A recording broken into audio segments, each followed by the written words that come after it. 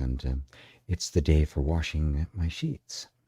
So I had a lot of stuff I had to do this morning. So running a bit, ran a little bit late. Take a couple breaths, relax, and welcome to tea. I trust you have your tea at hand. I have my favorite beverage.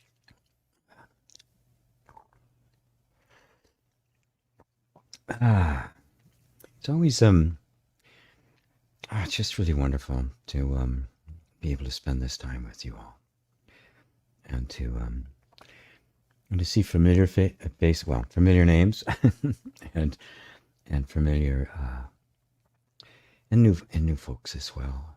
That you're engaged in this level of inquiry, which does not exclude, the self-help and emotional healing that so many of us deeply need, especially these days. It is a difficult time in human history. But I want you to notice something that was really quite moving and stirring and significant to me when I really, really recognized it, not just, gave it intellectual lip service, but really sunk into my heart that for some reason I ended up on this path. Something moved my entire life to be on this path, to encounter the really deep and profound teachings that eventually I learned to be the final teachings, the quintessential, the end of the journey, as it were, and a teacher that I could really submit to wholeheartedly. And when I look at that, I see it. There's just been this invisible hand throughout the entire thing. Even in my early experience as a child, as a teenager, which many of you may be familiar, it was a very difficult, traumatic childhood, and I often wonder why in the world, right? Which then continued on into decisions I made in adulthood about relationships and like. And, it's just like, well, why couldn't it just be like, I see people, right? They just, things kind of tend to work out. Their lives are okay. Why in the world did this go this way? And it did perplex me for a while, practicing various kinds of self-help and metaphysical stuff. The first kind of spiritual teachings I got into, I just assumed that somehow, if I just got it right, metaphysically or emotionally or whatever, that's what would happen.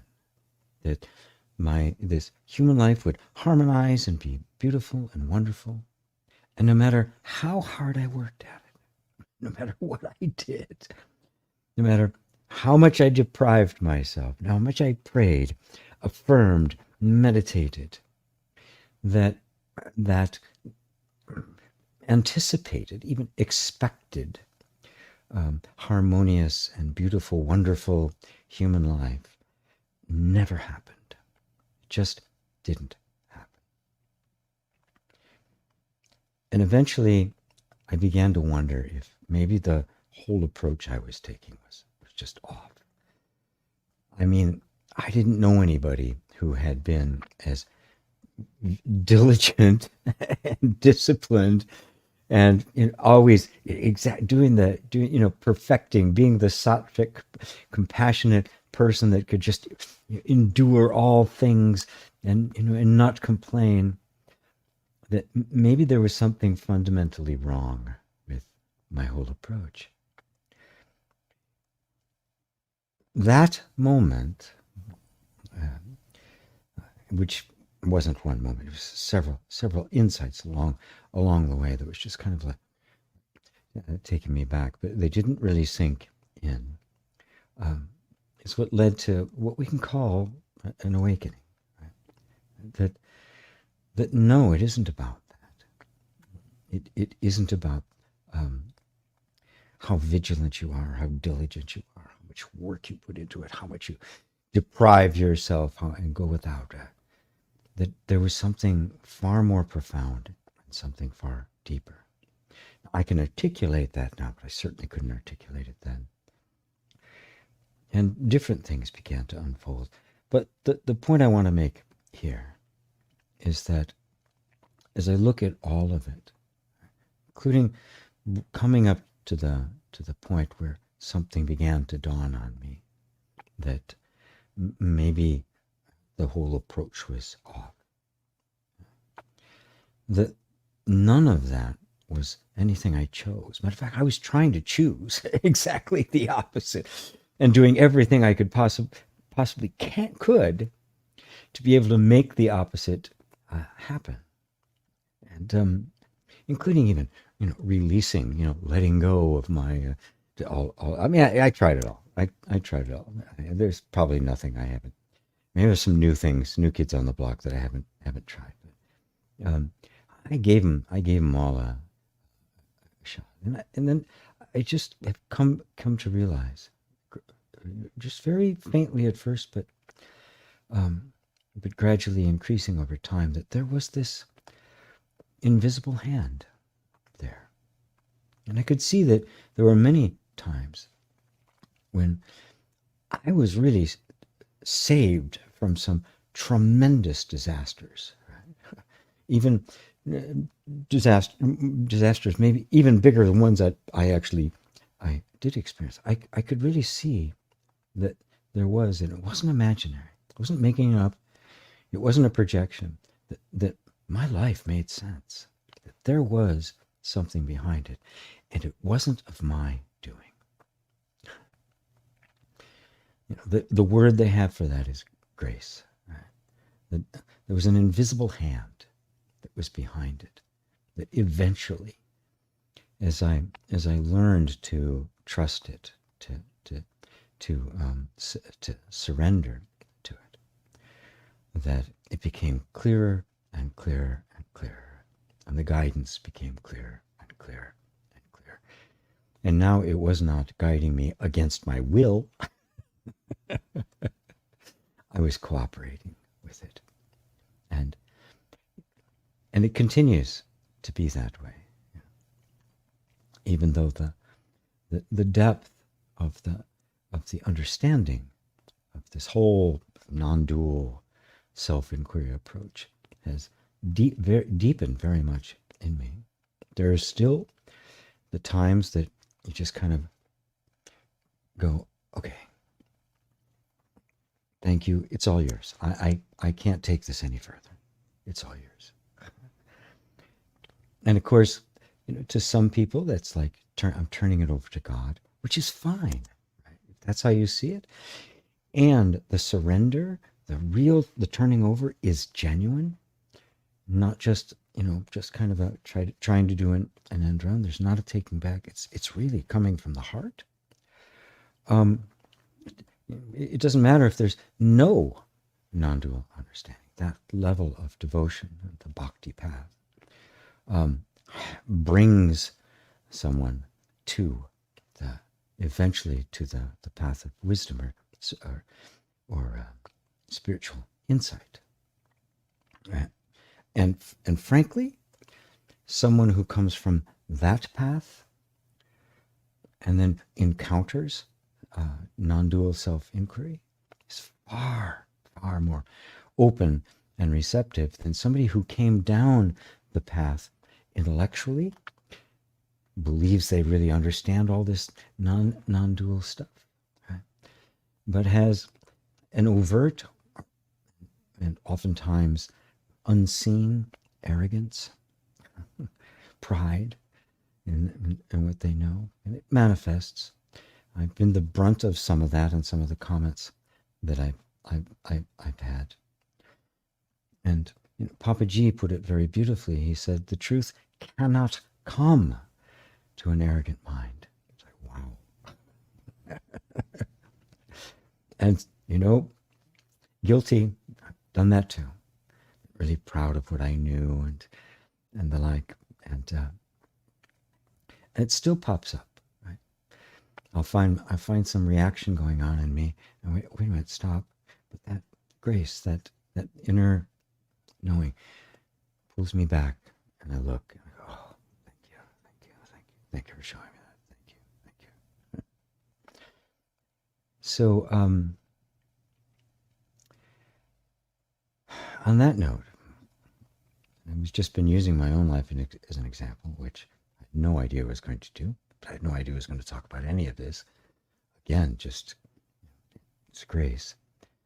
That same influence, that same invisible hand is and always has been operating in your life. No matter what's happening, that is the real energy, the real motivation, the real love that's behind it. Call it what you will. It doesn't matter what you call it. But the truth is that is present in your life. The reason you're here listening to me and it resonates isn't because it's not a reward for good behavior. It's not because you got everything right. It's not because you've done yoga and you're a vegan and you're compassionate and loving and you're in seva, giving service to others and have no attachment. It has nothing to do with that.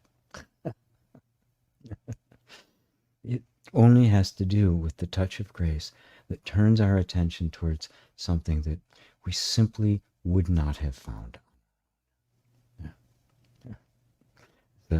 Paul beautifully put it, by grace ye are saved, and that not of yourself, lest any man should boast.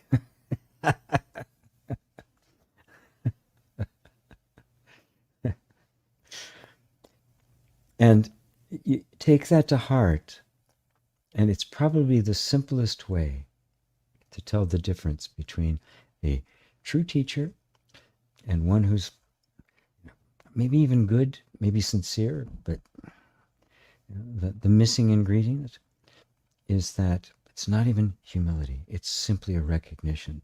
I, as the person, as the individual, did not do this. That whatever it is in me is bringing me, out of the me I thought I was, and into the me that I really am. As Ramana Maharshi put it so eloquently, the I removes the I, and yet remains the I. The true I, the reality of you, that which is emanating the grace, is simply removing the sense of I from what isn't you. We feel it because we're still identified with the personal sense of I as some benevolent inner force or outside force that's guiding gently our lives. And that's okay. That's what it will feel like. That's what devotion and bhakti are all about. That's the surrender. And it'll show up in your life then. Eventually it'll show up. It could show up in all sorts of different ways. Everything you've ever done, every bit of self-help, everything has been that guiding you closer and closer and closer. And eventually you run across this dharma, this truth, this teaching, and eventually a teacher. And it becomes clearer and clearer and clearer. And you just look back on your life like I have, now 72 years of it, and say, thank you. Thank you for this gloriously disastrous life. Thank you for not letting me make it go the way I wanted it to. And thank you for that. This is the auspicious life. This is the life for awakening. God knows how many more there were before, but this one is the life of grace. So that's what we're here for, folks. That's what you're here for. It's for nothing else. So on that note, just remember that the questions you have are being guided. They're being inspired by that same grace. And the answer that comes out of this mouth isn't originating in this mouth or this mind or this body. It's coming from that same grace that prompted it in you, which also means that every answer given here is your answer. Everyone. I may not be able to get to them all. I may have to kind of scan through and pick them out, but they're all for you. They're all for you. This is all for you. It's as if you're the only one here. All of this is grace pouring out on you. This is the great unconditional love of God. This is the great forgiveness. The forgiveness that doesn't even recognize or remember there was an offense in the first place. It's that gone. It did not exist. So, welcome once again to Tea with G. And I promised myself I wouldn't go on, but I have no control. Once this motor starts running, I have no control.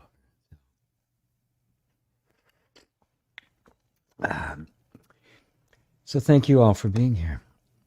Really, thank you all for joining me. Thank you for being drawn to this. As you know, this is not the one that gets 1 million views and 100,000 subscribers. This is not the thing people want to. There's not many places you're going to hear this. Certainly not many people who are interested in it, but you are. So let's dig in, see what's on people's hearts. Roberto, Roberto, my brother. Wow. Mary, hello, Mary. There's Rosario. There's Brent in LA. There's David and Elaine, my buddies. Greetings from Daryl Sanders in Maryland. Fallish. I love this time of year. Wow. I just love this time of year. I really do. It is my favorite. I find it just very, just refreshing and alive and romantic. Even. The hopeless romantic in me. David Yeager, my man. So good to see you. There's Jay and Ava Hendrick in Germany. Anne Clerkin, wonderful to be here. Love and blessings. Oh, good to see you, Anne. Robbie in Romania. Marty in Vancouver. Oh, you like the music? Yeah, I added a little music to my little thing I play when I'm trying to scurry around and get get ready. Glad you liked it. I don't remember what the name of that piece is. Yeah, I'm sure you've heard it before. I put it in my meditations and the like. Oh, Victoria says, Mary, thank you for sharing with me. Oh, Victoria was invited by Mary. Wonderful. Hello, Ida. Much love to you. There's and Mary's happy that you're here. Tomas, greetings from the heart of Europe, the Czech Republic. Good to see you. Good to see you. There's Peter in Italy. There's my Sevi Stacker. Hiya, GP in chat. I'm glad for the late start because I lost track of time again. See, it's all for you. It's all for you, Ali. Ida, wonderful. Isa, Rosalind, yay, so good to see you. Rosalind's one of mine who just went through the level 1 emotional healing tapping course that I did. There's Kuhulika. Hey, wonderful. There's Barbara in Sweden. There's Paul. You're well. Just meeting a friend for beer. But wanted to catch some of this before he arrives. Yes, well. Wonderful. Skål. Fantastic.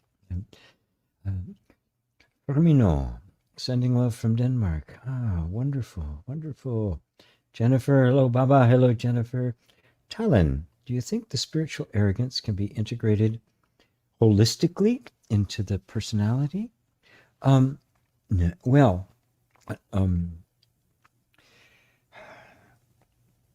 I find that that spiritual arrogance, which is simply a sense of identity that is based on the notion that I understand this, is very, very difficult. It's a very well protected kind of thing, and it is a protection. And what it does is it's really the spiritual bypass or end run, in which it's a way of trying to deny one's suffering rather than heal it. And I went through that, the whole metaphysical thing where you're manifesting and healing through that means is you're trying to deny the reality of human experience. And it's not that healing and that kind of thing isn't possible. Of course it is. Right? But you can't do that when you're trying to avoid the experience of simply being human and what goes along with it, and all the ups and downs, the grief and the joy. Right? You have to accept both sides, which that arrogance tries to do away with it. It's all an illusion. There's nobody here, nothing to do, and that sort of thing, which is so enticing because it's true. It's just not the whole truth. And eventually, what I find happens is that the suffering that is being kind of bypassed or pushed away or avoided eventually gets to be more than the mere intellectual understanding can deal with. And something will happen that will trigger that. And the intellectual understanding will simply not be found potent enough to deal with it. And then it breaks down. Right? Now, I do want to make an important discrimination, because there is a healthy pride, right? Pride in our work, pride in things that we've done, and there's a healthy aspect to it, especially if it's also informed by the idea that all of this is an unfoldment of who you really are. So there's a gratitude and an acknowledgement that goes with it, that I had this great accomplishment, but I wasn't alone. There was just all sorts of inspiration. Things happened. Things kind of fell into place. People were there when I needed it. Stuff was there when I needed it. And it might have been my vision that finally got to fruition. But there was a whole lot more to it than just me. And so there's a healthy balance there. Right? That's not really the same as the kind of arrogance or pride that can really block somebody from being more present. They're more willing to surrender, to submit to a genuine teacher, a genuine teaching, and want to know. And if you look really closely, scratch the surface, you'll find that it's a way of masking and trying to kind of gloss over one's own vulnerability, the reality of human life, in which the body is vulnerable. Our emotions are vulnerable. And they really are. Life experienced is the dance and play of opposites. Right? And that genuine spirituality transcends that. But transcendence doesn't mean denial. When something is transcended, it's simply the greater absorbing the lesser. It gets subsumed.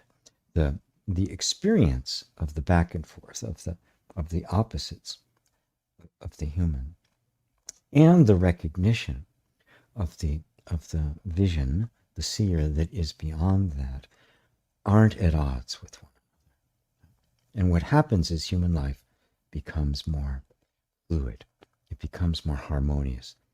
It attains all of the things that I thought had to be attained by me personally in the work that I did.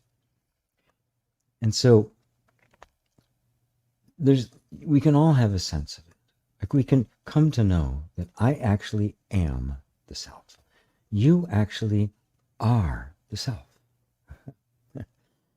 You are that which you're seeking to be. You are the very thing that is producing the grace that is calling who you think you are back to itself. That's the truth. But now, if you just say, you can grasp that intellectually, right? Well, yeah, what he's saying, it's true. It makes perfect sense. I am the self. And you can say, I am the self. I am the self. You can say it as a mantra, but you can feel that something's not quite right. Well, I know it here.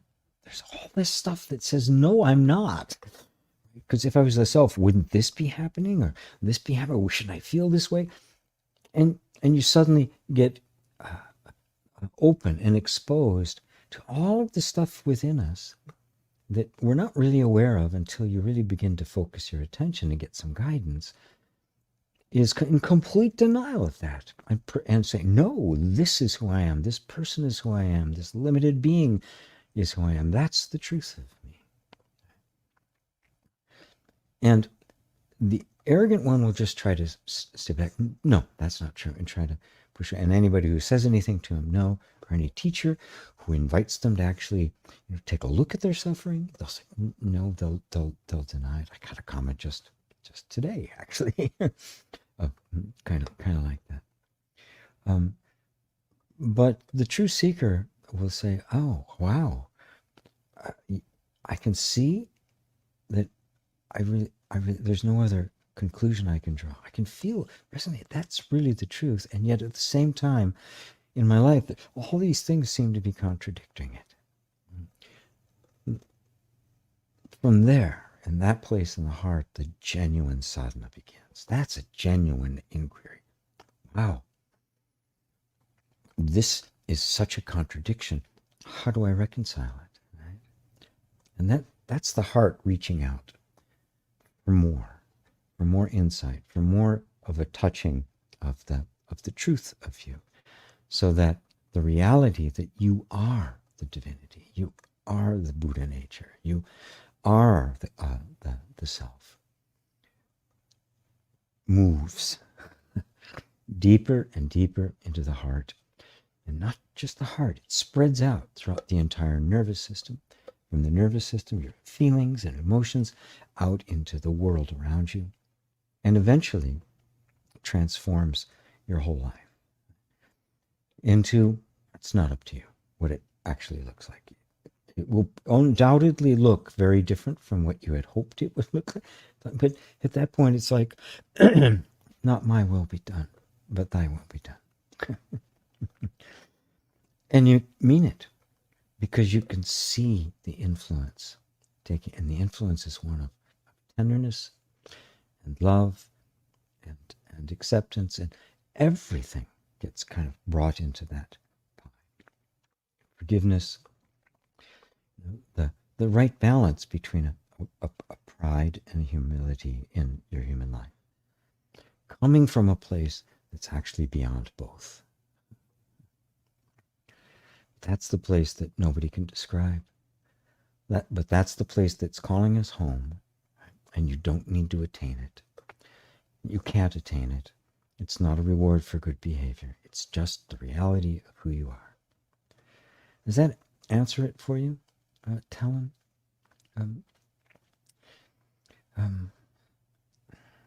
Hope so. Let me know. Paul says, so respect your transparency. Wow. Thank you. Thank you. Yeah. If the teacher can't be transparent, if they're trying to hide stuff, then you can't expect the students to trust you. Simple as that. Yeah. Brent, how does one go beyond the witnessing? The witness. Is witnessing the witness a koan to tie up the mind? Or is one actually instructed to keep attention on the fact of witnessing itself? It gets so subtle here. Damn it. Beautiful opener, Brent. Thank you, Brent.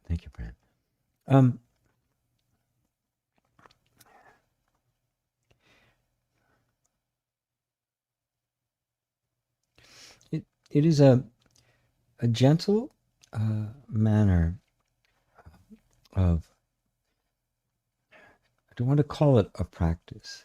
It's just a refinement, a deepening of our looking, to be genuinely looking and seeing what's really here, right? Now we all can know and remember and probably still experience to a certain degree that sense of being completely entangled in the human. My life sucks. Everything's horrible. Stuff's happening you don't want to do, that you don't want. Things go wrong. Right? Your best plans just kind of fit. We all have that experience. And initially, through self-inquiry, we begin to see that, yes, all of that is happening, and I am the witness of it. Right? I can see that, yep, thoughts are there, and I'm seeing those thoughts. And emotions are there, and sensations, and I am seeing it all. But that witness still has, almost unseen, a real vested interest in how it works out. It's still picking sides, right? It's still got money on a winner, right? But yet it's there, right? We know we're witnessing it, but that pull towards being in a relationship with it, taking a position about it, right? Knowing this is what I want. And again, it is subtle because it's perfectly natural for us human beings to have a preference and to want that preference to work itself out, even though I've now seen myself as a witness. But with practice, just, okay, pulling back and say, but there's just knowing, because the teacher, something you've encountered, says to just keep looking to see if there isn't something deeper there. Right? Because that witness, being engaged, is suffering, isn't it? Right? And this is all about the end of suffering. Right? So if this one is suffering because its preference isn't happening, right? It doesn't know how to make it happen, it's run out of moves, right? Isn't there something noticing that something, that someone that is witnessing and is suffering? And this is just looking, right? I don't want to give you the answer. I want you to point you and let you see it. Yes, that one person, identity that has a vested interest in it is itself subtle, but can be seen. It's a movement in consciousness. There's definitely something there, which means there's something more subtle that's aware of it. And putting your attention there, not dismissing that witness, that's, part of the deal, not trying to get rid of it. Oh, I got to get rid of it now. No, just there it is. And if I can see it, it can't be essentially who I am. You find this other witness, witnessing, doesn't actually have a preference. It's pure witnessing. It's like the eye. The human eye, your eye, does not decide what light gets in and what light doesn't. Right? If the light hits the eye, it gets in, it passes it on. You guys decide whether you like it or not. I'm just here collecting light. That's it. And this witness is like that. I'm just witnessing what's happening as it is all the way along. And now that witness can get even more subtle. Wait a minute. Something's witnessing that. Because that too is a very subtle movement. And you put your attention there. And what is witnessing that? I am. This something that's so subtle, it's witnessing even the witness who's witnessing the witness. So it's not a koan, it's an invitation, right? To actually look and see, to see the seeing itself. And it just keeps going, right?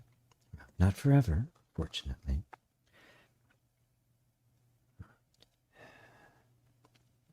And when you get there, you just put your attention on the simple fact of your own being. That you are here. I am. And I am seeing all of this happening. And because I can see it happening, it can't be me. Which means also that whatever I essentially am, I can't see it. And yet, I know that I am. There's a sense I am. I just know it. That's where your attention goes now. Oh, just I am. I am. Because it's the last thing in the chain you can actually perceive. Because remember, you cannot perceive you. You cannot know yourself as anything. But the doorway to that is the most subtle thing of all that can be perceived, and that is your own being. I am, and I know that I am. But even that is being seen, isn't it? And I couldn't know that I am if I wasn't. So the fact, the truth of being is there even prior to a sense of being. Now, don't try to jump there all at once. Oh yeah, okay, I got it. I'm going to go there. I'm the being. No, you absolutely have to follow all the steps. I don't care what anybody says. Right? It's kind of the karmic law that has to fulfill itself. Right? As Nisargadatta said, I leave my human life to fulfill its destiny. I remain as I am. There's no issue with all of this unfolding. But then you realize that even all of the karmic debt, soul contracts, all of that stuff are all being satisfied by grace, not by you. And the grace is just bringing you back. So wherever you happen to be in your seeing,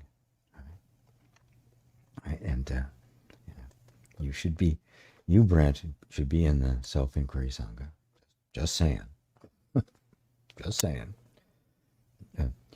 Wherever you are in that,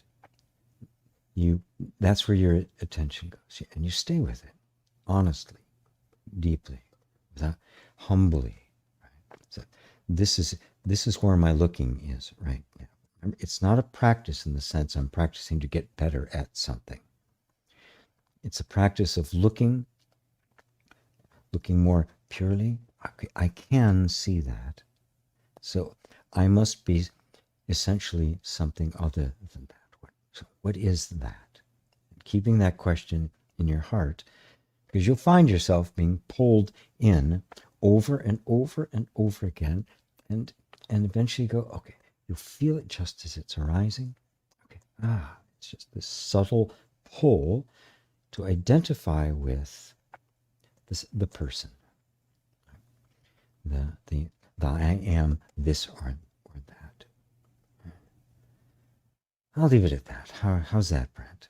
And this, oh dear, just splashed a little coffee on my hands. How's that for everybody? Right? This is the path. Let me sit up and down on my chair. This is the path. It's very simple, actually. It's very gentle. And it doesn't ask you to know anything or believe anything or even trust, right? You don't trust me or anybody. I don't care who it is, right? You look, you see for yourself, and you go, oh yeah, I confirm that it's true. How do I know that it's true? It's so obvious to me that it is true. But only truth recognizes the truth. The lie can't recognize the truth. Oh, am I the truth? Yeah, I'll just let it go there. Yeah. Paul says, yeah, the only appropriate response is gratitude. Yes. Thank you. Thank you. Thank you. Thank you. Thank you. Sometimes, that's all you can do. Your head's spinning. You can't inquire. You can't do anything. It's all over the place, and you just go, thank you. Thank you. Thank you. Thank you. Thank you. Thank you. Thank you. And then your mind will go, thank you for what? What is it? It's not I don't care. Thank you. Thank you. To whoever, for whatever, I don't even care. For nothing, I don't care. Thank you. Thank you. Thank you. Thank you. Oh, Liza gives me a heart hug. Yay. Jennifer.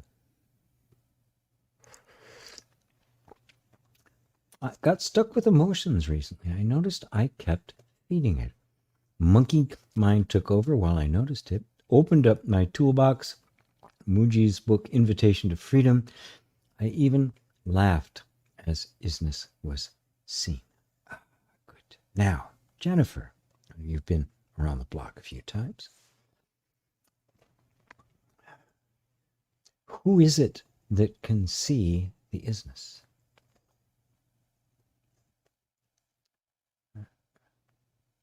Take that. Don't grab.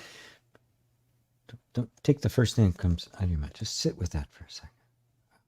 I laughed as isness was seen. By whom was the isness seen? I'll get your answer later. Throw that one to you and let you chew it for a second. And even if you have no answer, that's cool too. It's like, oh. Roberto, I'd like to come up with all kinds of questions, GP, and I'm starting to realize more and more that I have. Roberto, wow.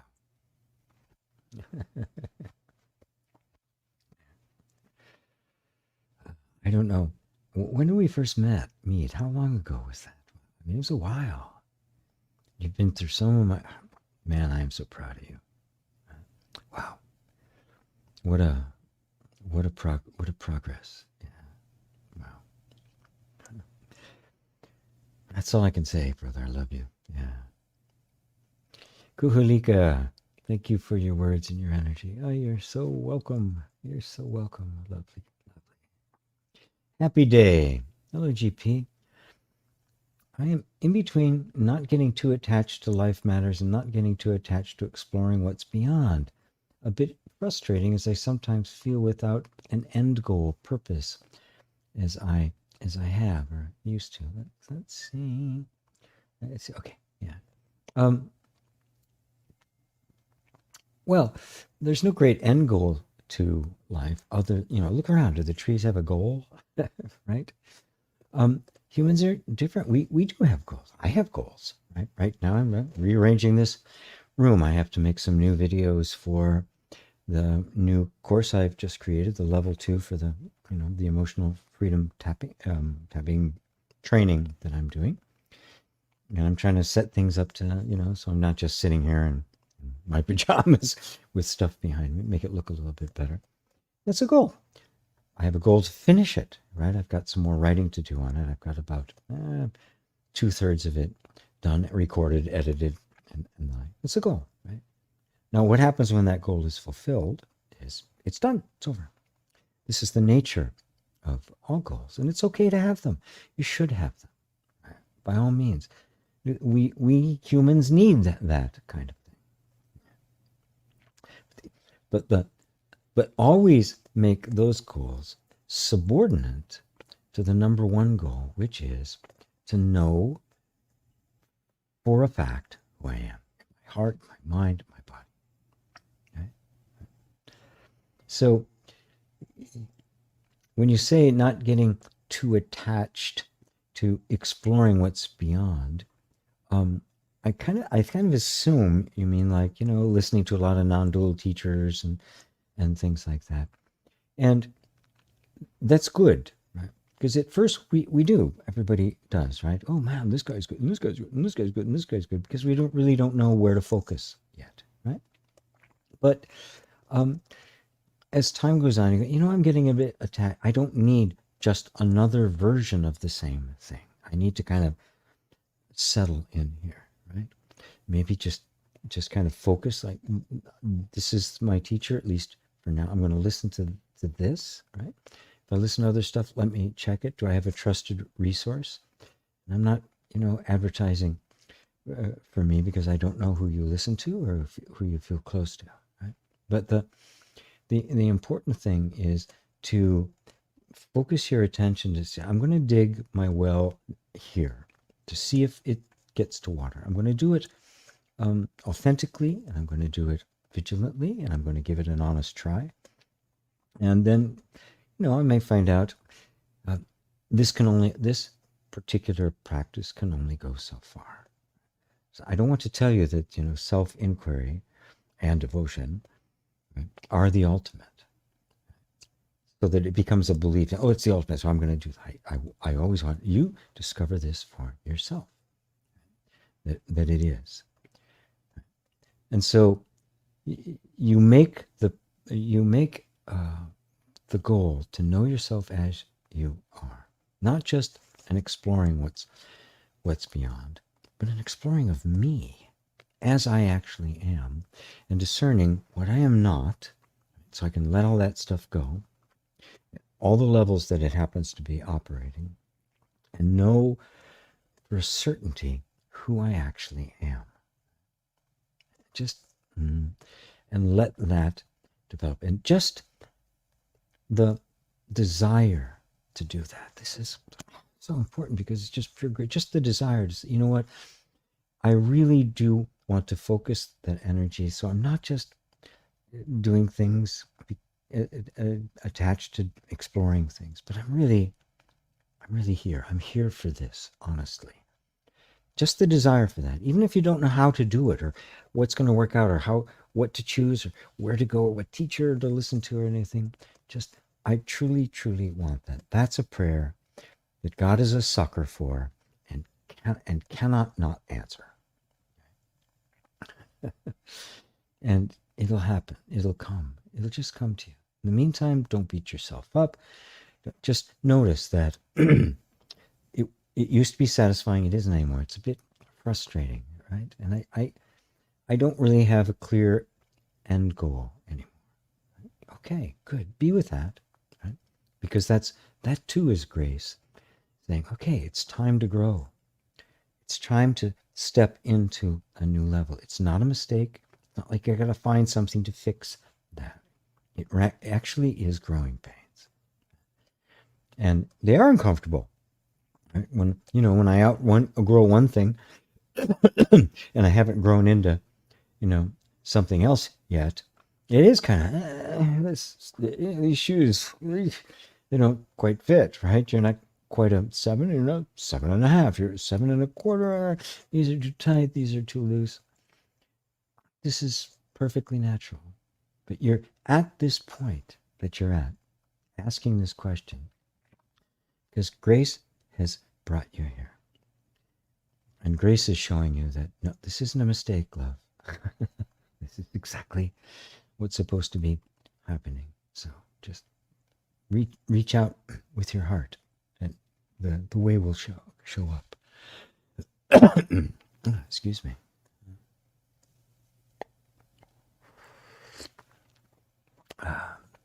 How's that happy day? The beautiful flowers in your picture. A little doggy I see in there? I think it is. Wonderful. Wonderful. I was just doing, yesterday, actually, working on writing the rescue dog for level 2 training. Anyway. Jennifer says, let the motor run. I could listen to be here now through any conversation you have. Love you, Baba. Oh, thank you, Jennifer. It's kind of funny that my granddaughter started calling me Baba. First, the older one, she couldn't say Grandpa. It just came out. Yeah. Now, of course, the little one does too. And now everybody I'm Baba to everybody there. You're my son.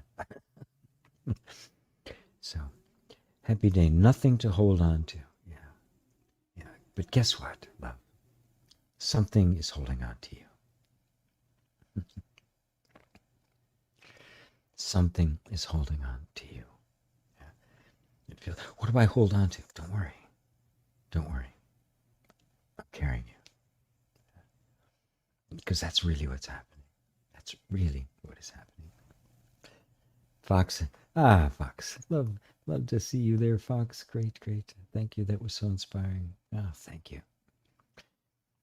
Sandra, hello from the Netherlands. My first time. Welcome. Welcome, welcome, welcome. So glad to have you. So good, so good. Hello, Melissa. Beautiful, beautiful. Ella says, listening to you from a hunt after Aurora Borealis. Very dark. Many hugs to you. Thank you, Ella. Oh, that's right. Ella's in Sweden, where it's already nighttime. Always perfect, says Jennifer. Thank you. Thank you, Ella. I actually have a couple pictures that Ella did of it that I'm going to use for some backgrounds. They're really beautiful. John. Hey, G. Also my favorite time of year. Yay, wonderful. Sylvia. Sylvia, I think it's probably pronounced, yeah? Hi from Spain. There's Savvy Stacker with a smiley. There's Tunichi. Did they say that right? Don't quite recognize the flag. If somebody else does, let me know. Tomas. Excuse me.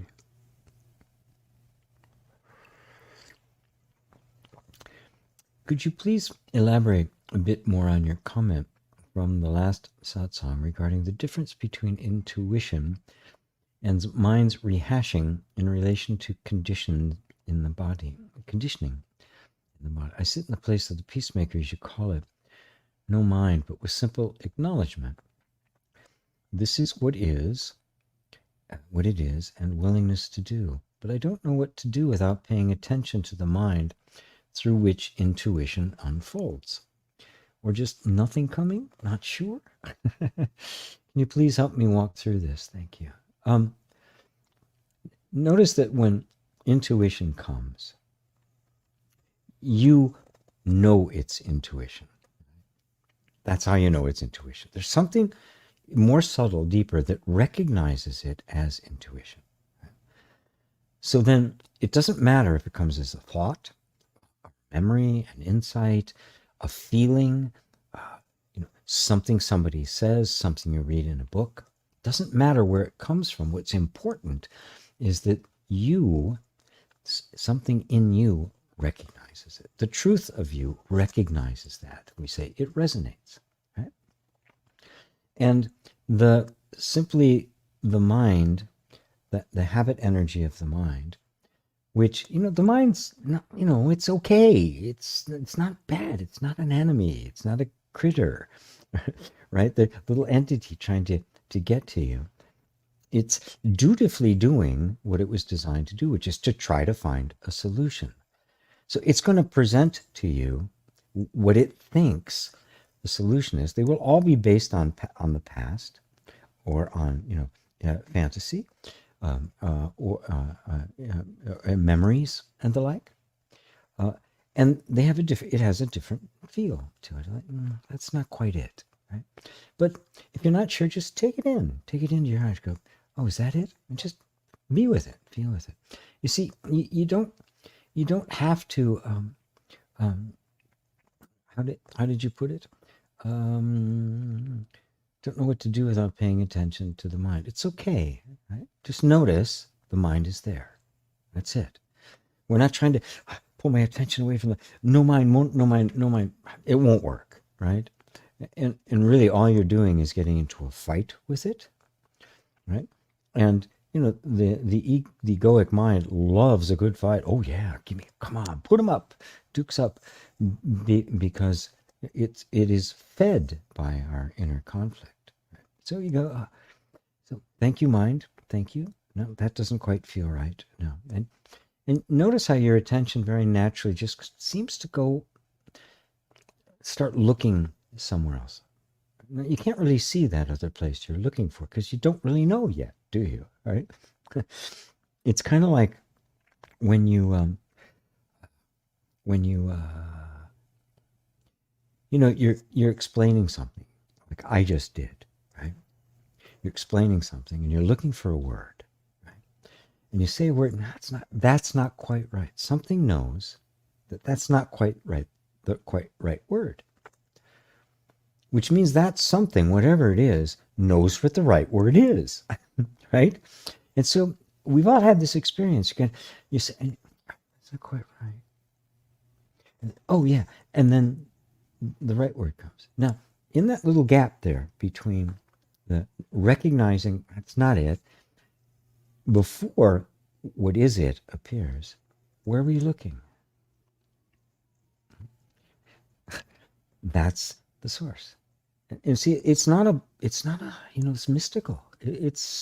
We do it all the time. We just don't recognize it for what it is.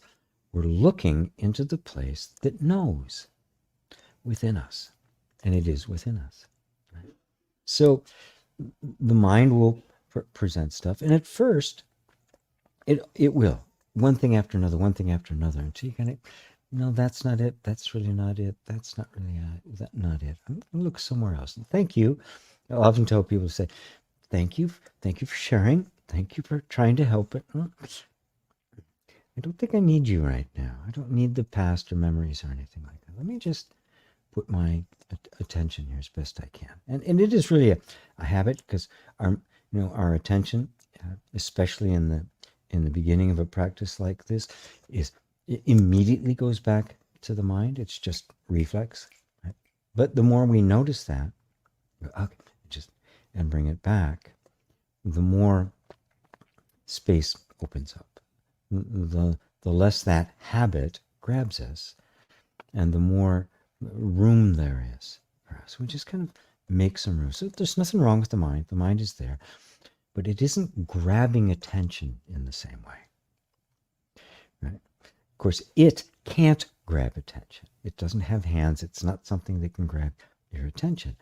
It's the habit that in us, in the whole human system, that has habitually given it attention. Right? So the mind isn't grabbing it. It's not enemy. It's not, the mind's here. It's taking this away. It can't take anything away. It's just a flow of thoughts. It's the beliefs we have about it and the relationship we formed with those flow of thoughts that pulls the attention. That's much more subtle. But once you see that, you go, oh, okay, that's not even the mind's fault. Let the mind be there. Bring the attention back to here, to me, to the one that's noticing, to the sense of the person. Right?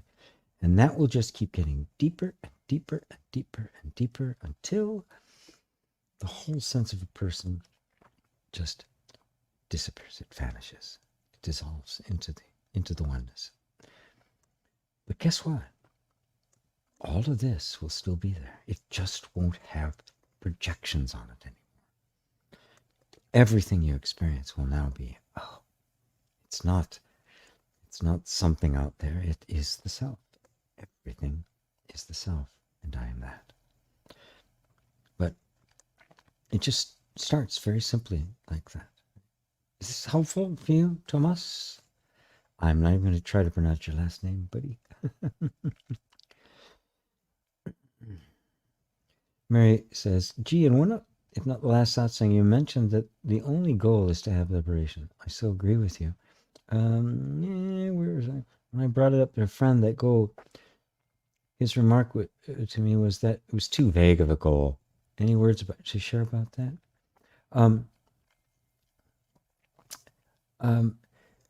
Sure. You, first off, be careful who you share stuff with. Be discerning as to who can, because from his point of view, right? If I take his point of view right now. It's like, what the hell's that? Come on. What is it you're going to do? He wants something concrete, because that's where his particular mindset is. Right? For somebody like that, I say, well, my goal, well, right now my goal is to, I'm going to do this, I'm going to make these things happen, and I'm going to, whatever. From their perspective, that would be the way I would answer it. So the ultimate goal for you is that ultimate liberation from what is not you into the reality of knowing you as you actually are. Now that is not vague. Right? It would seem vague to somebody who does not have your experience in this. It's not vague at all. Right? Matter of fact, there's even a very well laid out, multi-thousand-year-old practices that are exactly the steps to go through in doing that. So it's not vague. Right? And the result of doing that, the impact that it has on our human life, is also not vague. But you're not going to be able to explain that or express that to somebody who has not tasted that for themselves, whom grace has not yet turned that little knob on yet. And again, it's not up to us. Right? When that knob is turned, when grace goes, okay, it's time, makes that little click, suddenly that same person who says that's vague will go, wow, what do you mean by that? Tell me more. And have no idea why they suddenly were interested. So, yeah. Whoops. Sorry. Put you up on the screen. That was accident, a little clumsy. So there's my answer to that. Let's see. We have got a bunch of stuff here. Ben in Houston. Hey, Ben, good to see you. Missed you, my friend. Oh, wow. Carrie, in Australia, it is, let's see, 12 noon. It's pretty early in the morning for you. For sure. Yeah, for sure. But it's so wonderful to have you here. Wow. Okay, let's see. Let's kind of scan through really quick to see. Make sure I can get to everything. Fatima, hey G, maybe a little provocative question. Oh boy. Good. But why is relative attachment a bad thing? If consciousness wants to manifest something through this little person, then it needs the person to want it, no? Very well observed, right? And so now you begin to see there's more to this attachment than just indifference. There's a big difference to that indifference, right? Attachment is completely and totally, absolutely necessary for every child in order to have any kind of a healthy sense of his own self, in order to survive in the world. We call it bonding, call it attachment.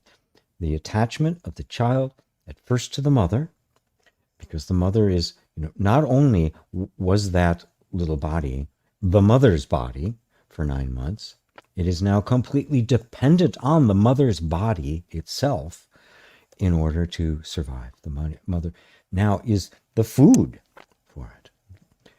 That's a bonding, an attachment that absolutely must be there. There's no detachment from that. There's no spiritual, I can't be attached to that. That's, you can see it's ludicrous when you see what that really is about. And how devastating it is when artificial substitutions are tried to be made. Then later, the child forms early, but deepens over time, the same kind of attachment and bonding to mother's hairy helper, which is basically dad.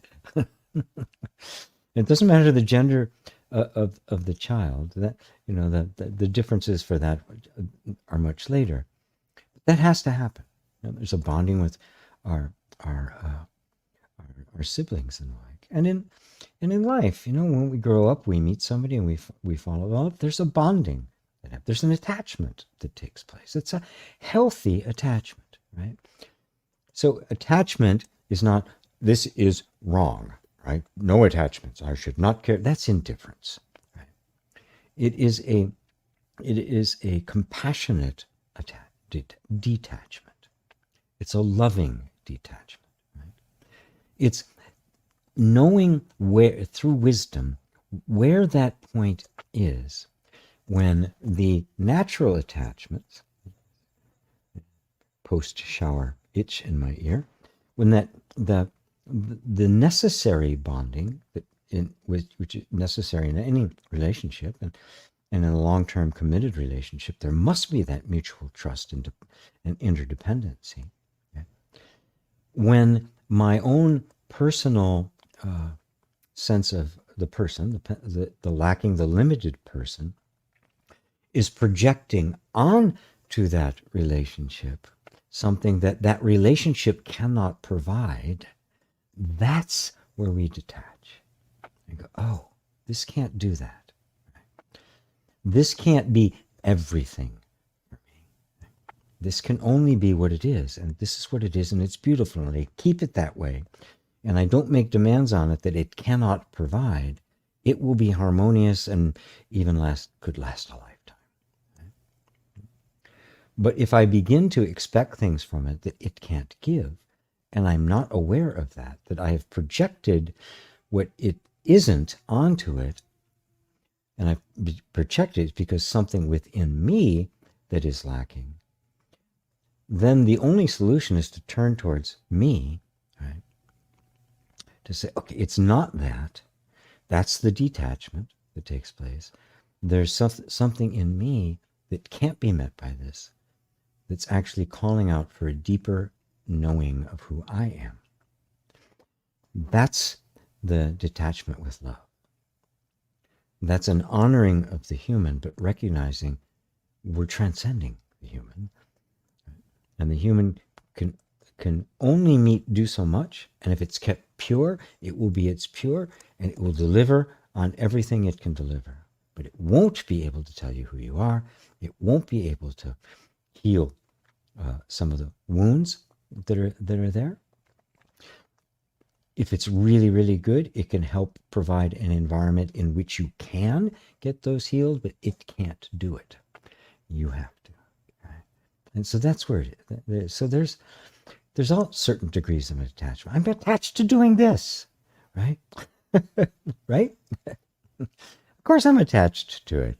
Yeah, I look forward to this. I love it. I absolutely adore doing this. And when those times come up when I can't do it, I miss it. Right? Yeah. I have attachment to my kids. I miss my kids when they were little, right? My granddaughter just turned 8 yesterday, right? I remember, her birth, the whole deal, right? And it's a recent memory, not like my son, who's going to turn 50 in December, my oldest and my youngest. They're distant memories, but they were little kids, but I'm very attached to that. Nothing wrong with it. Nothing wrong with it. You see it for what it is, just part of human experience. It's not, it is not who I am, only what I'm experiencing.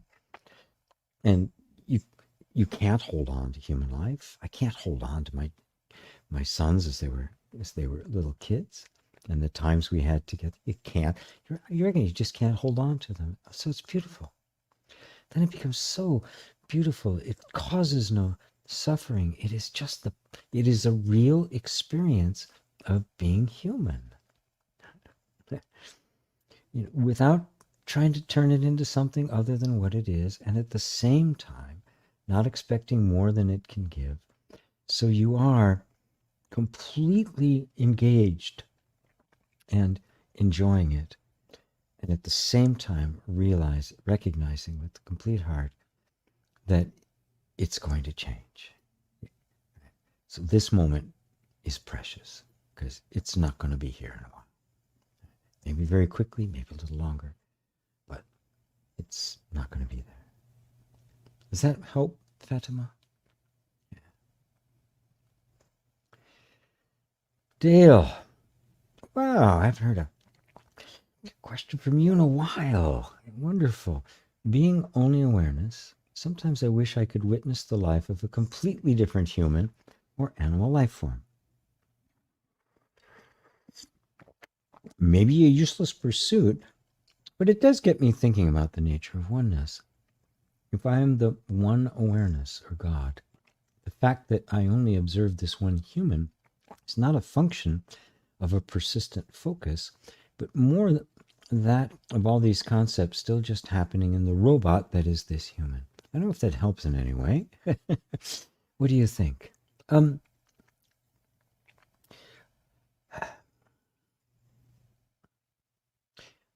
Look at it this way.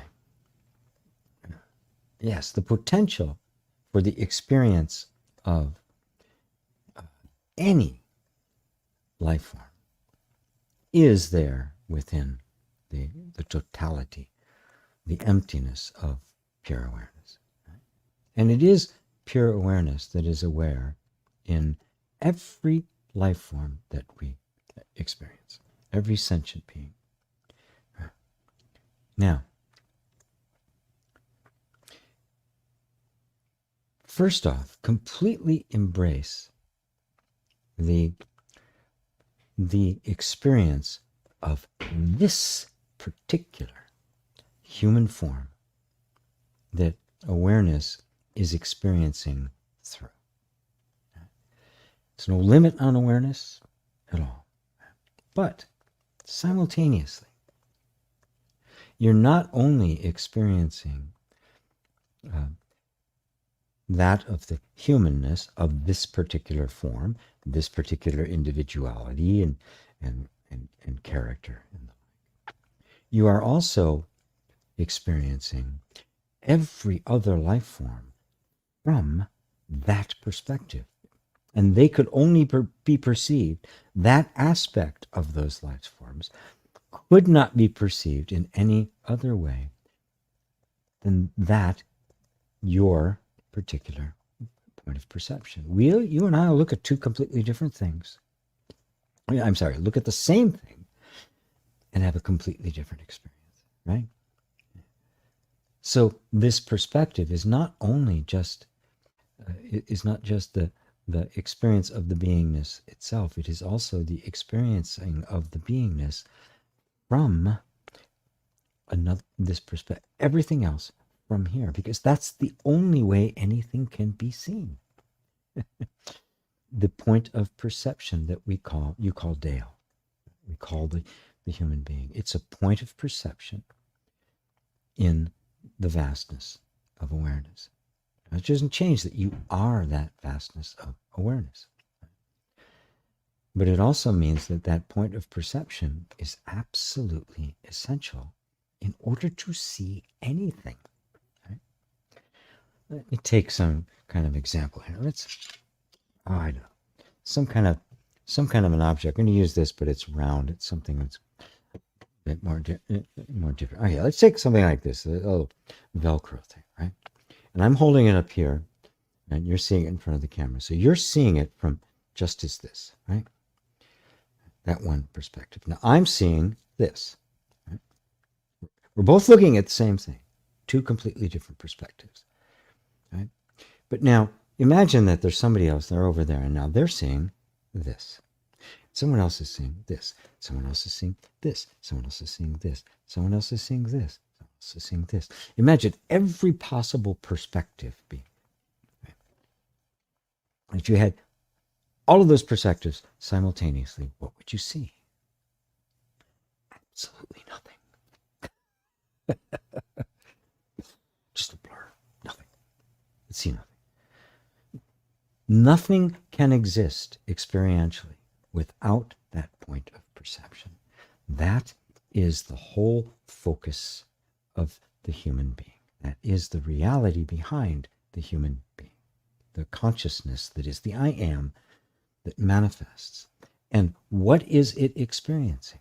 What is the reality out there that is you are experiencing as me and your computer and cats and dogs and trees and flowers and universe and all sorts of, what are all those things that are being perceived from that perspective? The self, pure awareness, is perceiving itself.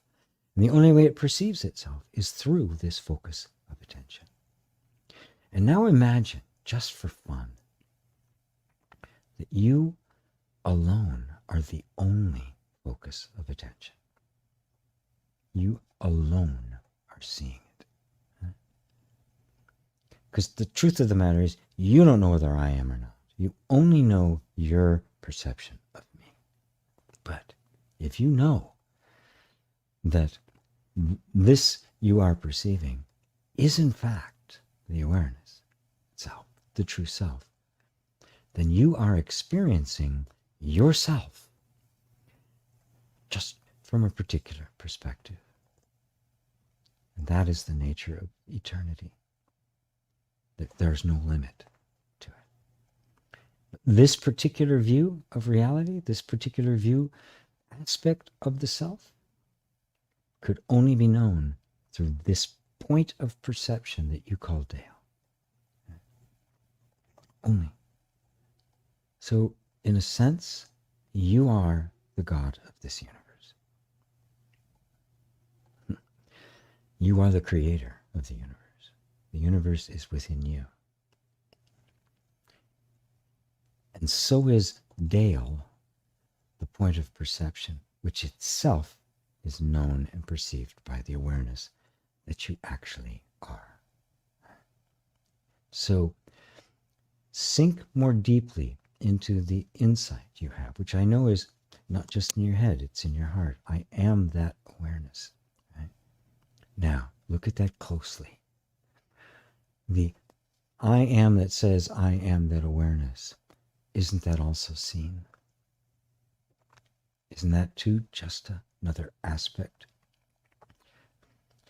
So that you go even deeper into not just knowing that you are, but actually awareness itself says I am awareness. And it's not just an echo. Because that's the I am. That's the firstborn. So, how's that, everyone? That's good? Talon says, such an intricately beautiful answer. Thank you. Thank you. I'm so glad. I'm so glad it touches you. Yeah. My mission here in life, my purpose, for as long as it lasts, is to articulate this as best I can. Yeah. That's what this is about.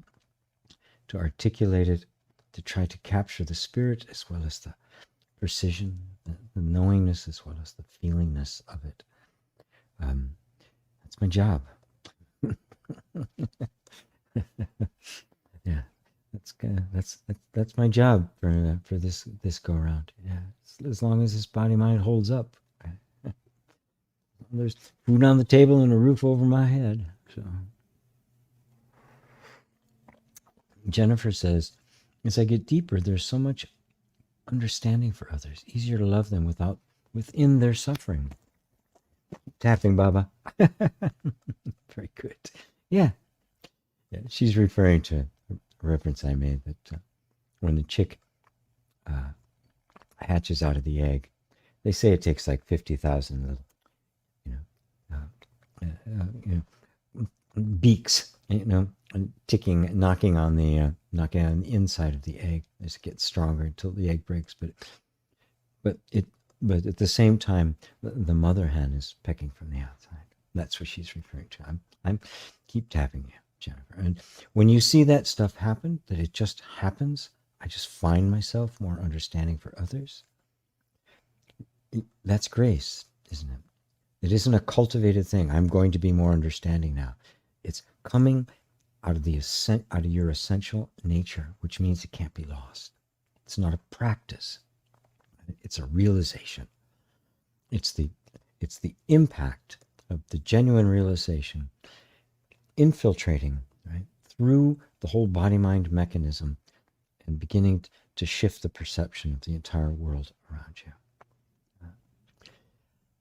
Sylvia, I think we are not all aware of everything because life needs individual awareness to be experienced. But it would be sad that individuality was only a thing in this world to an extent. Well, individuality, of course, it isn't. It doesn't have an end to it, right? Because the awareness is one, expresses in oneness, right? And oneness expressed can only be expressed in two-ness. Right? This is not two. Non-duality is not two. It is not one without anything else. I mean, what is the expression of love without two expressing it? And they're two individualities, aren't they? When two come together as one, or more, families, communities, the whole lot. Right? And love, there's no limit to the different ways in which love can be expressed, is there? And no limit to the different ways in which every individuality would express it. So you can see it's just infinite within infinite within infinite within infinite. And every one of those forms is itself constantly renewing itself and changing. It's not fixed, is it? Your life isn't fixed. You're not the same shape, form, person, likes, dislikes as you were, 10 years ago. This is part of it too, which actually can make love completely refreshed, because every day you and your lover are different. You can rediscover each other every single day. So the individuality is not static. It's not I am this.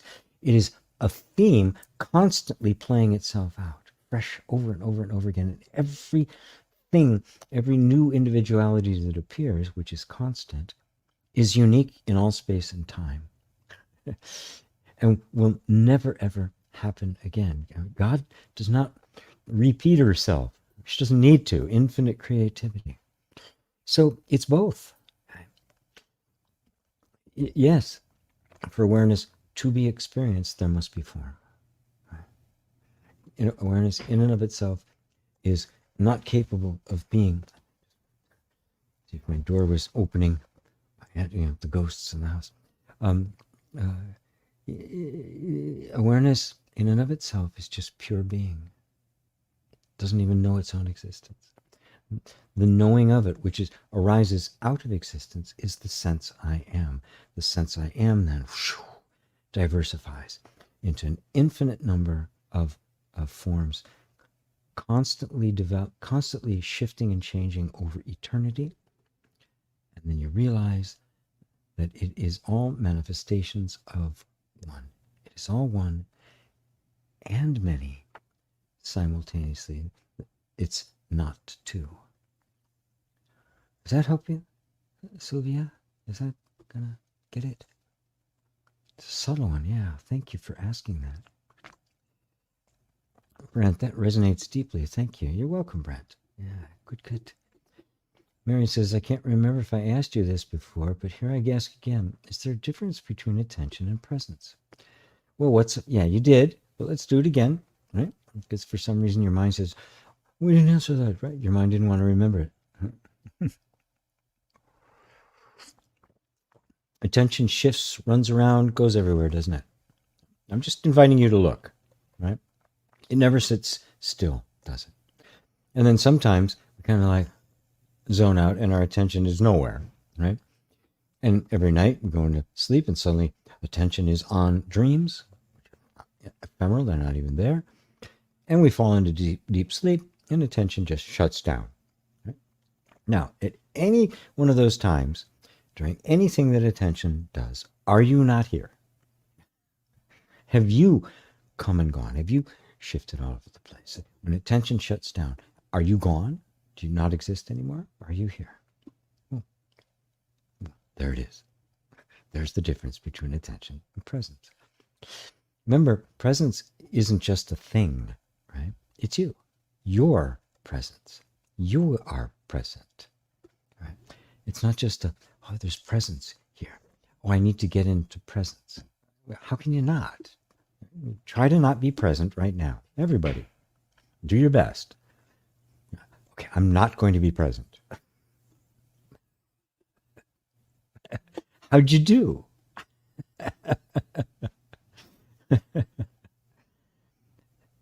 The thought of presence is like something comes and goes. The belief about presence is that, oh, I'm not present now because attention has gone off somewhere. But you're here. You can't not be here. The truth is, presence is you and is always here. Attention does wander, and the sense of being completely cut off from presence is experienced. But obviously, it's experienced by presence, isn't it? So, is that clearer this time? Right, sinking in, so you won't have to ask it again. But if you need to, it's quite all right. I'll be, the show goes on. We'll be here next week. Come on back, folks. Yeah. Bring the family. Let's see. There's Ben, Carrie, Jennifer. I witnessing. Muji says, after some questioning, you're discovering the isness now. But where has it always been? Yes, the thought's just sitting and reading completely left. Right. Now, who notices, right? that the isness has been discovered. Who notices that? Where's it always been? Yeah. Who knows isness? Mary, your answer to happy day is wonderful. My heart knows that when one has established oneself, the rest of the goals are just daily life matters and not the big priority. Right. They'll have a priority within your life. Obviously, when your husband had that problem, that became a priority. That's a real priority, right? It knocks everything else out the box, right? Okay, good. And you got to do that. So you do. You take care of that. But you realize that it has an ending to it, right? It's not the overarching. Ferminho. Not quite drinking tea, but a refreshing soda pop cola. No sugar. Cheers to you. Cheers to you, my man. I'm assuming man because you got a mustache. Hello, Beth. Good to see you.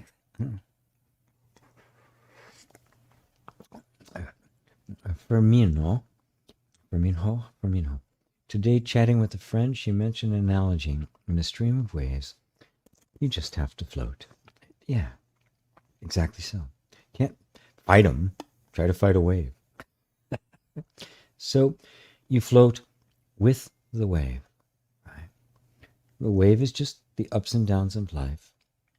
And you are floating on it. But eventually you begin to see that the you that's floating on it is seen by something that is not floating, is absolutely still.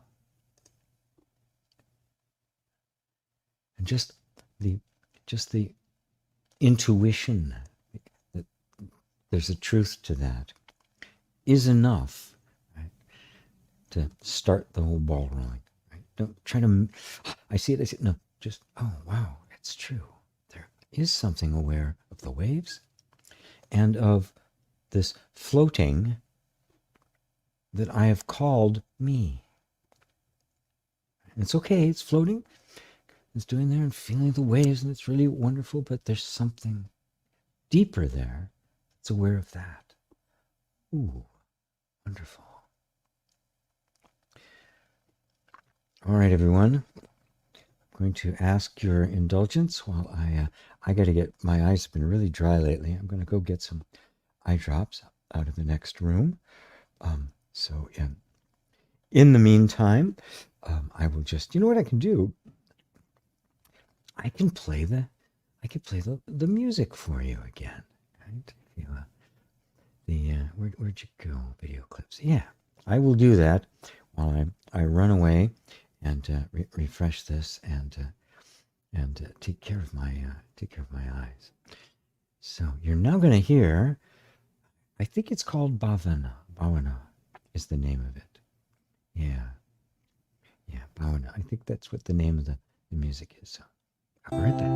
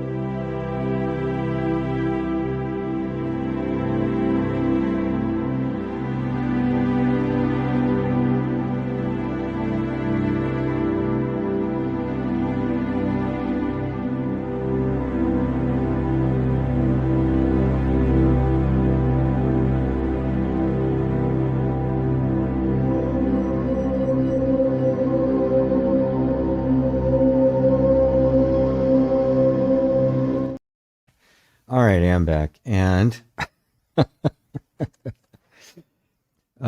somebody was in. I went to the bathroom. I in the place I shared facilities, and there was somebody in there taking a shower. I couldn't. I waited for a while to see if maybe they were going to end, and I get in there, but no, I wasn't able to get them. Which, funny enough, I tried to get them before satsang even started, and there was somebody in there. So it's like, okay. Well, I just have to. You guys may have to endure me blinking a bit because they're kind of dried up. Let's see what we got here going on. My goodness, there you go. Yeah, just backloading the whole thing. Look at this, thousands. What's going on here? Oh dear. Okay, let's see. Who's got my attention here?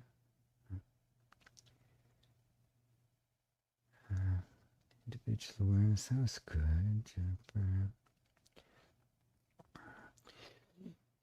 Let's see. L. I want to take this one because it's a common one for lots of folks.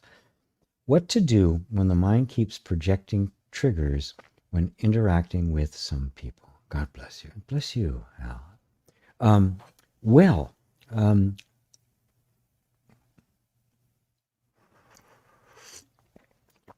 First off, there's nothing wrong with you.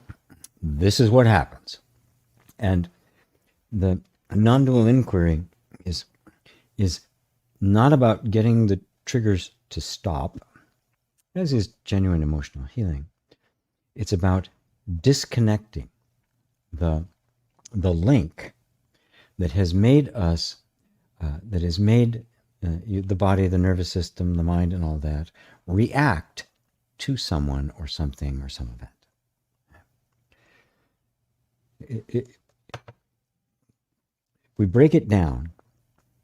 See, life is happening, right? Lots of stuff, nothing you can do about, right? we try to control things, right? But things like that, where suddenly, you're in a situation and you just, right? Or some people just kind of like, right? They trigger, so you get angry or something like that. They just annoy the hell out of you, right? Whatever it might be. But now notice that just really break it down and look here with me. Because what's happening is there's some person or thing or an event, and it's taken place, right? And take away all the judgments about it, right? This shouldn't be happening, that person shouldn't act that way, or any of that stuff, which is just kind of like trying to make the cause of the trigger go away by changing the events, as if that's going to change anything. And also recognize how impossible that is to do. There's always going to be people that are going to like, push the buttons, right? Nothing you can do about that. But if you see, okay, you can have two different people standing next to each other, experiencing the same thing, same event, same person. One's like, and the other's like, nothing. No reaction whatsoever. So it's obviously not the people or the thing or the event that is the real cause. Because if it was, it'd be the same for everybody. It's not the cause. Something in me is reacting. And of course, that's the trigger. So now we take another step back. Say, okay.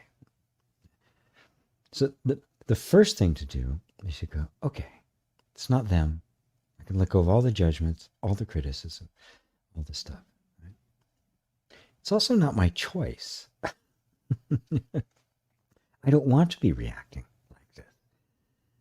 So somehow my nervous system got programmed to respond to this particular person or this type of person or whatever in this way.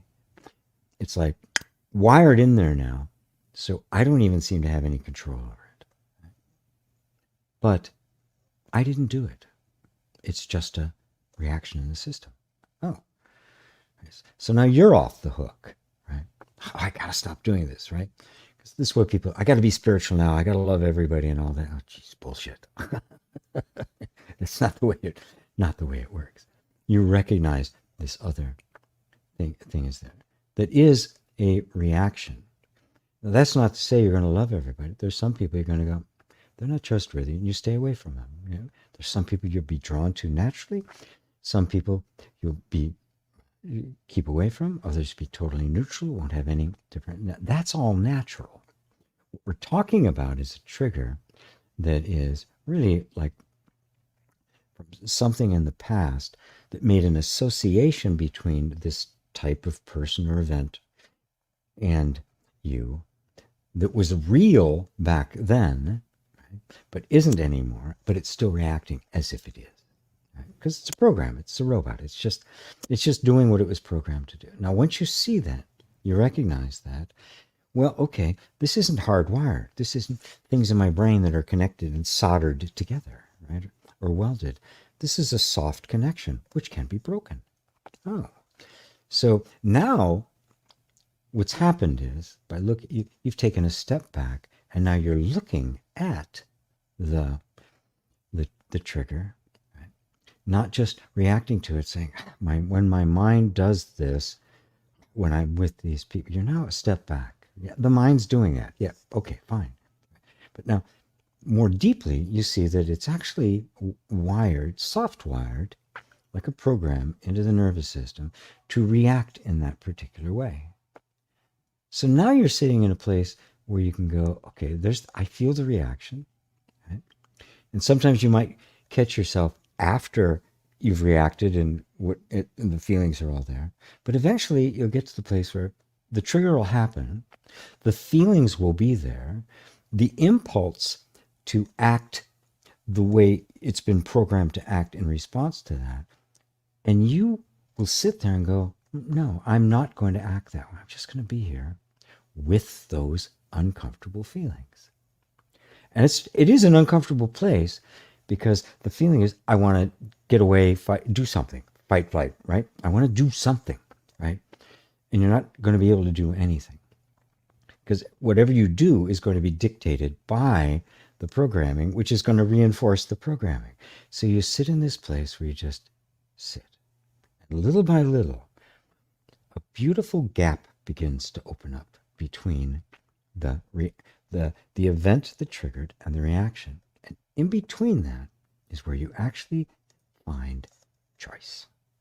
Oh, I don't have to react like that.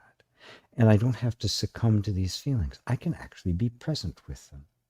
And if you do that, what'll happen is a completely different way of reacting will emerge. But it won't be programming. It'll be your authentic self. It'll be the truth of you responding to what's going on. And it may take the form of you don't say anything, you walk away, you do. Or the point is, though, you won't be triggered.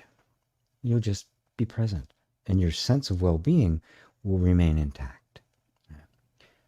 That's the whole process from beginning to end. I teach whole courses on that because it is so important to understand. You realize I'm not my conditioning. Conditioning happened. It's in the nervous system. It's part of the functioning of human life. But the only mistake I made is thinking that I was that conditioning. And somehow I had to free myself from it. No, the conditioning can't free itself. You become free from the conditioning by seeing conditioning as it is, getting some distance from it, recognizing yourself as having that distance, and being persistent about that long enough that the space opens up for freedom. That's how it works. So, thank you for that, Elle. Jennifer's wishing somebody a happy birthday. I didn't see that, so whoever's happy birthday it is, well, happy birthday. Oh, happy birthday. Oh, I'm sorry. My granddaughter, right. I forgot. I called her yesterday to sing happy birthday because we're not having a family party for a bit. Only to find out I can't talk now, Baba. I have 3 parties. I've been at 3 parties today. She's 8, right? So like she was, yeah. I'll call you later. FaceTime you later. Yeah. Of course, she didn't, right? Because it was just more partying happened, 8-year-old partying and the like.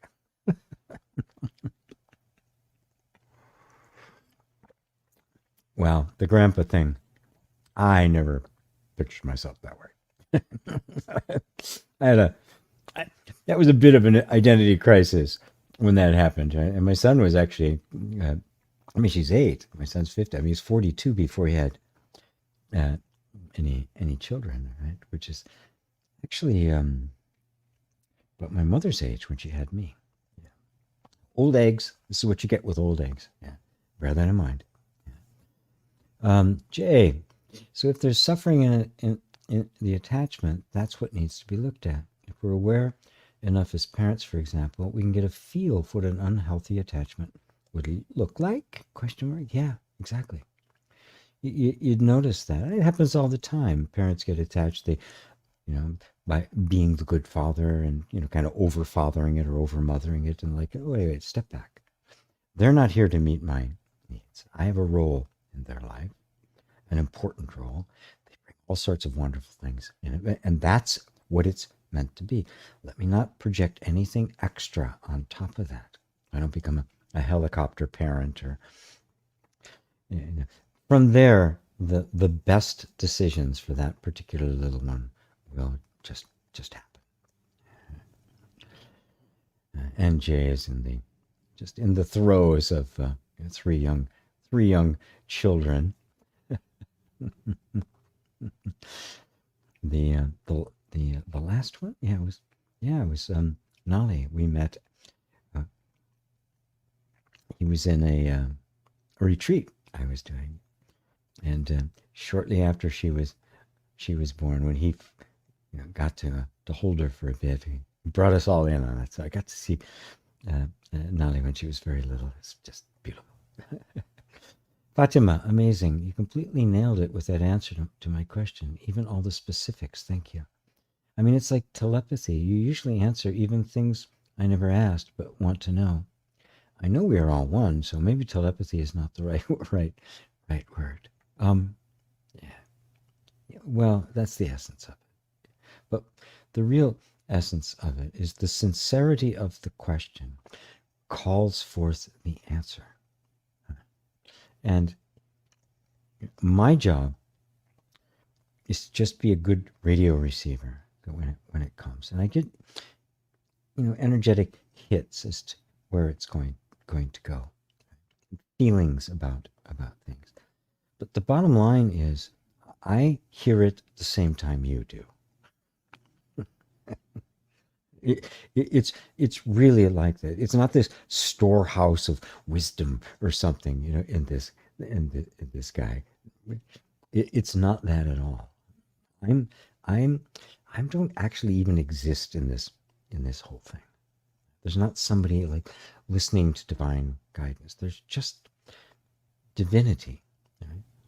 That benevolent grace which loves you more than you can possibly imagine, answering every sincere question you have. And there's a line in the Bible that says, "Before you ask, I will answer." Even when you don't know what to ask, because energetically, the depth, the real question is there, even though you're not fully aware of it yet. Right? The real question is always there. And in every question is the answer. They are one. You cannot separate those. So you don't call it telepathy, and we don't want to get conceptual about because we're all one and that sort of stuff. It's just see it as the great love of grace calling you home, meeting you exactly where you are in ways that you weren't even aware you need to be met. You needed to be met. So Leah, I like the answer because never liked that about oneness. That seemed to erase the individual. Yeah, it does. And there's a lot of teaching that tries to completely eradicate the as if it didn't matter. Well, it's absolutely critical. Without the individuality, there's no expression of the self. It's just the self is not an individual. If it was, it would be stuck as that individual. It is the infinite, beyond all shape and form, beyond all everything, that allows an infinite range of individualities and diversity, and an infinite unfoldment of each one of those, and it never loses its essential oneness. One of my favorite metaphors is music. Look at how many songs, and concertos, and symphonies of all different kinds flow out of music, but music never gets stuck in any one of them, does it? I mean, and the capacity for more is always there. Always, just keeps coming. It's inexhaustible. Yet music itself is indefinable, isn't it? This is the nature of the self, as it manifests as the principal music, and then the I am of music, you might say, and then all the various forms. It's all the manifestation of the I am, isn't it? Just a constant unfoldment of I amness.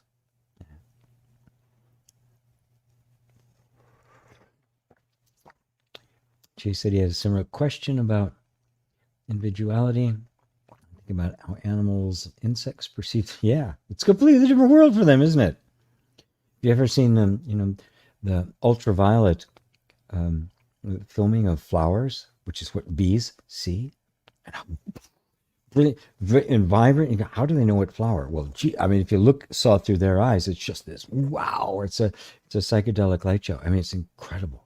It's just incredible, right? Our eyes can see from here, but if you were a horse, you'd be seeing to here, right? And in the dark. And in the dark. There's a beautiful scene in, I think it was the movie Seabiscuit, about Seabiscuit, which is this famous horse from the Depression era that was, the who became the, beat everybody and was just this, total loser, who had actually even been trained to be a horse that would lose, because they do that with race horses. The one that's going to be the champion, they train the other horses to lose to them to help that horse build confidence. How very weird. But there's this one scene where he takes them out in the middle of the night, the jockey, and turns out all the lights. He says, "Okay, I want you to go around the track." And he says, I can't see. He says, "Yeah, you can, but he can." Trust. It's just beautiful. Trust. Yeah, you can't always see, but God can. Yeah. Much clearer, says Mary Gray, be out there. So there's this body and what I experience in the confines of it, and therefore the sense of individuality. As soon as this body drops, the identity of Jay wouldn't even be real at that point. No, it's gone. The continuity of form of the transformation of form would be there, but this is part of the continuity. There's a beautiful poem that, God, I wish I had it. I'd share it with you from It's not a poem. No, it's a little verse he wrote about the cloud never dies. It's so beautiful. He just so touches the heart and not just the mind with it's always a constant transformation. Constant. The appearance of the baby through all of life is a constant transformation, isn't it? It happens slowly enough that we feel a certain sense of the continuity. We feel a particular sense of the similarness of it. It's not happening so fast that it's mind-boggling. And we sense the continuity of it. That continuity continues even after this body gets even older and eventually just kind of gives up the ghost, as it were, and decays. All of that energy is still transforming. It's the one energy. It's the I am. And yeah, we have to let go. And yes, we will. Just like we have every other time. You have let go of, I will let go of GP. Which means I'll be letting go of my granddaughters and my sons and you of this life. And all of that. But it'll be not like, oh, this is terrible. No, it'll be more like, yeah. And now and then a little voice appears in my head. It's the voice of my own teacher saying, yeah, it's beautiful. Now, come, Greg. Gets me every time. Happy Day says, thank you, Mary Sykes. And GP, reach out from the heart. It's the reminder I needed. I could. Much love and blessings from Jennifer. Rubbing castor oil on the eye really helps. Oh, works for me. Oh, good. The eyelids too. Thank you so much. I'm so grateful. That was the second one. Kilua. He's the retreat baby. Oh, it was him. I did. Oh, right. That's right. Boy. Yeah. He's the retreat baby. And he's the one that he's the one that's been the come in the pain in the ass. I love it. I love it. I mean, thank you for that beautiful explanation. Says a name I cannot understand. Hello, who are you? Well, you just joined. Just listen for a while, and you'll know, or listen to the replay, and it'll tell you all you need to know about me. So look at that, right under 2 hours, and I think the questions have finally stopped. Deep thanks, as always, G. Thanks, you're so welcome. David and Elaine, thank you, G. You're welcome. Just found you here now, loving it. And Teresa, Teresa. Oh, wonderful. So glad you're here. 1:15. Oh, so I guess that was, just a minute ago. Wow, it's all coming in. So welcome, Teresa. The replay will be here for you. Got a whole bunch more stuff here. I don't know if you're watching it on the spirituality channel, or I have another channel. It's just gpwalsh Om School. That was my only channel for a while. But because there's kind of a diversity of the things that I talk about, emotional healing and non-dual self-inquiry being basically the main subjects, I have two separate channels for this. So just go to @the spirituality channel and subscribe there, because that's when that's where all of this stuff will be. Not everything that I post in the spirituality gets to the other one.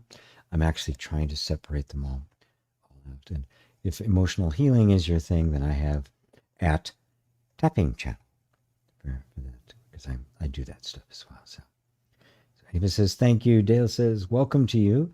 Teresa, Hendrik gives me a thanks to you, Hendrik. Glitch Fiend, sup G, sup Gup Glitch. Anne says, thanks a million. You're very welcome. Welcome, welcome, welcome.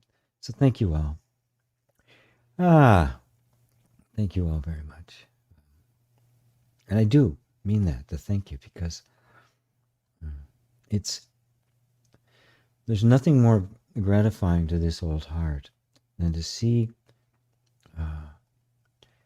people, real honest seekers, resonating with this particular approach to teaching, which for me is the ultimate. I didn't think that at first. It took some time. It took some time for me to kind of let it all sink in. And so, yeah, there is an ultimate. It's not that personal development and self-help and emotional healing aren't important. They are. They're part of the process. And sometimes we even have to go back and revisit it. That's why I do emotional healing as well as this non-dual self-inquiry. But eventually, it comes to this. And while all of those have their place, there is an ultimate. There is an end to this. There is an end goal. There is a point at which you're done. You have arrived. And it's much sooner than you think.